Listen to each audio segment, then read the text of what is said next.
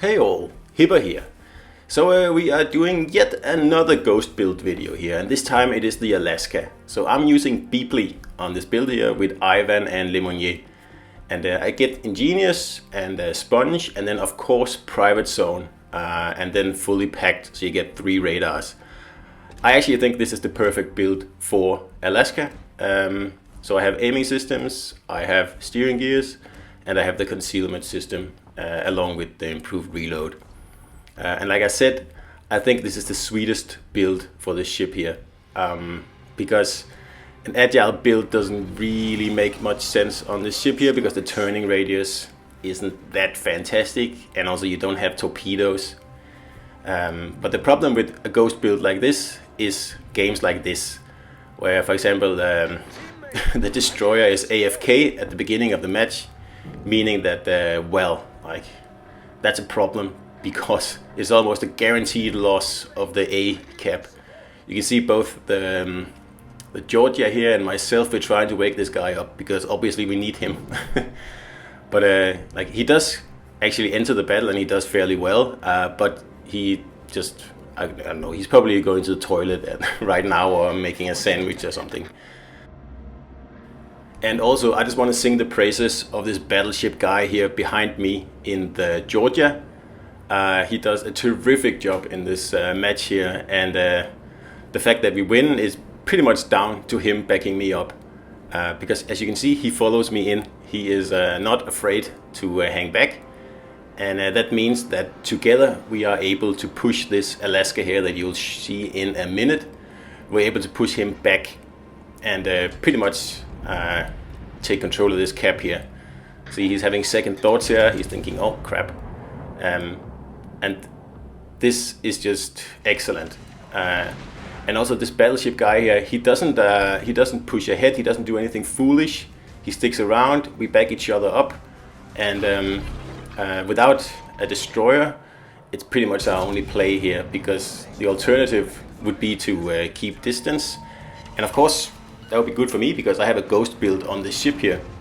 But like I said in the beginning, sometimes you just dealt cards that means that whatever build you have on your ship is just rendered meaningless basically. And that is a huge reason why I like agile builds, because they always work. No matter if you are in a domination match or a capture the base match, or if you spawn without a DD, or you have to kite or anything, it doesn't matter. Agile builds do all those things very well. So I'm trying to keep this cap here. I don't want this destroyer to take it, because there's only 2 of us over here, so if we lose this cap, the chances are that we will never regain it. So worst case, we're going to fight for this cap for 5 minutes and then get killed, and hopefully the other flank will do well. Best case, we might actually be able to hold this cap for the whole game, which is what I'm hoping. And that is what this battleship here does so well. See the position he's taking? Like, he's not rushing in, so like putting himself in danger of torpedoes, because obviously I don't have torpedoes. I can't really protect him that well. But instead I'm sitting here and I'm popping on my sonar to keep this lightning spotted here, just to make his life miserable basically. And this way I can keep at least 2 ships spotted on the other side of this this mountain here, or whatever it is. And that way the rest of my team should have an opportunity to at least get some cheap shots in on them. And as you can see, there are far too many ships on the other side of this mountain here. So this battleship and myself, we are pretty much delegated or relegated, whatever you say, to to sit on this side here and try to hold this cap here until we can get reinforcements. So it's a real standoff, and obviously the distances involved here means that I cannot use my ghost build at all. My concealment is already very low at 10.5 kilometers, but all the enemy ships on this flank here are within my detection radius, so I can't go dark. So it would be better in this battle here to have a pure damage build, or even an agile build. I mean, like I said, agile builds are always good. So none of us wants to give up this cap here, because as you can see, the Reds have pretty much committed to this flank here. They've given up on the C flank, and they are just about to give up on the middle B cap, which means that if they want to win this battle here, they will have to take A. And of course, the longer we can hold A, the better chances for our team. And notice the battleship here again. Now he's moved in a little bit better to get better shots, but he's still not putting himself into too much danger. So like this is probably some of the best battleship play I've seen in a long time. Like this way of backing up cruisers, I love it. And it's very similar to what I do in my cruisers. I just head in behind the destroyer, and then if I have the battleship behind me, that is just well, that's how that's how you can just totally like roll over a cap. Of course, except in this instance here, where we are pretty much in a standoff here. It's situations like these where you really wish you had torpedoes, which is the main reason that I prefer cruisers that have torpedoes. They don't have to have a lot of torpedoes. It can be like Edinburgh has 3 or something like that. It's just enough to let people know that, oh yeah, I have torpedoes, so you cannot just rush me. It gives you so many more ways to play. And in combination with an agile build, I think, well, that's what I enjoy the most. I'm not saying that ghost builds are bad, because they are definitely good. And if you get a good match, like especially a capture the base match, where you can stay like further away from your enemies and totally abuse that 12-second going dark time, well, these ghost builds are just nasty, absolutely nasty. Especially on cruisers with long reload like Alaska here, because by the time you finish your reload, you've already gone dark, and perhaps the enemies are looking for a new target, or they've gone broadside on, or who knows. But yeah, they are powerful builds, but a little bit situational. Which again, and I'm going to say this again, agile builds are not situational. They do well no matter what. Which is why I love them.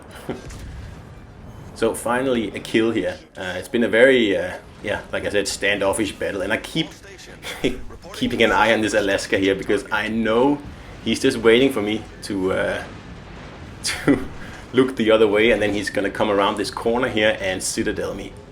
And that's why I make sure I target him, because I'm hoping he has Ingenious equipped, so he knows that I am looking at him, and if he comes around the corner, I'm going to pick him off. And it seems to be working. I don't know if he has Ingenious. Actually, this guy sent me a message after the battle saying that, oh, that was a good standoff. And yes, it is. It was. It is fun.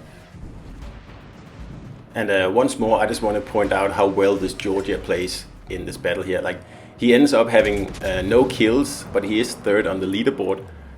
Which is like actually really unfair for this guy, because he does really well. You can see how he is guarding one entrance to this cap here, basically, while I'm guarding the other one, meaning that no one can really rush in and take us out from 2 sides at once.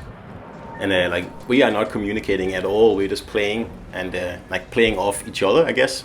And well, I wish there was more battleship players like this. It's so great to run in like 2 players like this who aren't afraid to push in their battleships, and know the value of getting in close to cover, and just, you know, having a very nice standoff like this here. It's and then of course you get into less interesting tactics, like these things here where ships are sitting on each side of a corner and they're just waiting for someone to make a move. And that's why, like, if I had torpedoes here, I would rush around this corner here and I would torp these 2 guys here. Much more fun. But when you don't have torpedoes and you don't have an agile build, you have to do something else. And that else is what I'm doing here. which is basically waiting for the enemies to make mistakes instead of what I would do in an agile cruiser is force them to make errors, which is a lot more fun. This is quite boring. It reminds me of a battleship play, and yeah, Alaska is, let's face it, pretty much a battleship. But again, agile cruisers, just so much more fun. Imagine torping these two guys here instead of this like protracted tit for tat.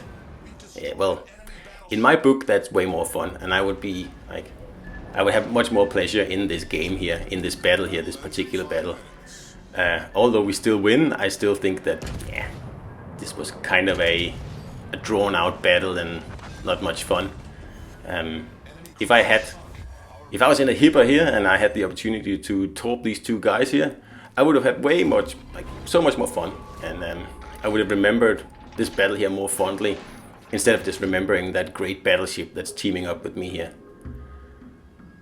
So anyway, we have taken care of a lot of enemies over here, and there's still that pesky destroyer around here, and he's capping, and like, I've fought the whole battle for this cap here, and there's no way I'm letting this destroyer cap in the last few minutes of the game. Absolutely not. And of course I've used all my radars, and I am using my last sonar, so this is kind of like a last ditch effort to get in here and sonar the destroyer, and he just manages to cap right before I reverse into the cap. This is typical, but we are ahead on points. We are actually substantially ahead on points, so it's not that much of an issue right now, especially since he's left the cap again. And we definitely need this cap, because if you've been paying attention to our destroyer, the blue guy out in the middle there, yeah, he's pretty much just been running around on the enemy half of the map, trying to, I guess, torp battleships, I don't know. So this cap here is important. We are ahead now, but like I said, I don't want to lose it. Definitely not. I fought too hard for this cap here, and so has that Georgia. So if I can just keep sitting here, the destroyer isn't going to get any value out of capping. He's just going to waste his time, and we're going to win. So that's the plan. All stations, proceed to capture that area. So I know exactly where he is. I just don't have any sonars or radars left. So the only real way to unmask the destroyer here is to get within 2 kilometers of him.